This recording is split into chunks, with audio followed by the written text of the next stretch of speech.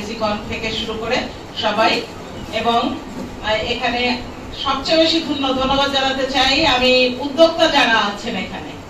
আমি অসংখ্য ধন্যবাদ জানাচ্ছি আজকের এই প্রোগ্রামে এসে আমাদের এই প্রোগ্রামটাকে আলোকিত করার জন্য। মূলত এটা চাকরির জন্য একটি মেলা, এবং চাকরির পিছনে না ঘুরে যেন উদ্যোক্তা হওয়ার চেষ্টা করে, এই জন্য আরো ধন্যবাদ জানাতে চাই আমি জনতা ইন্ডাস্ট্রিজ লিমিটেড।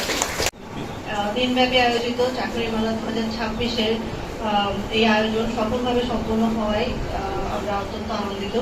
আজকের এই আয়োজনটি শুধুমাত্র একটা জব ফেয়ার না, এটি দক্ষতা, সম্ভাবনা এবং কর্মসংস্থান সৃষ্টির একটি কার্যকর সংযোগ স্থাপন।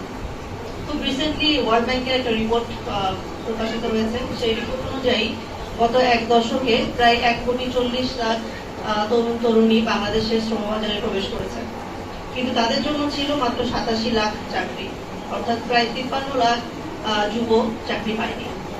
আমরা সবাই জানি যে বেকারত্বের হার দিন দিন বৃদ্ধি পাচ্ছে।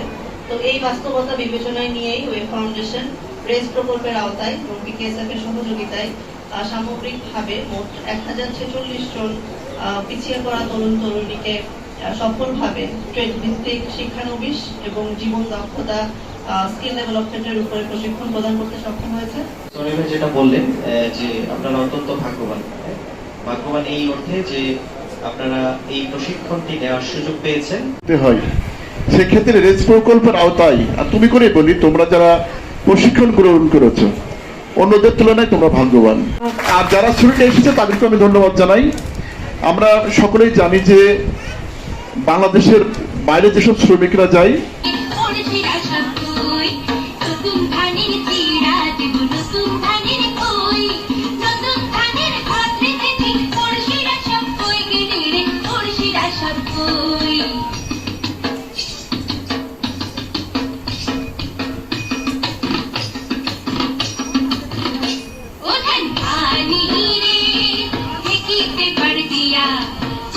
Let's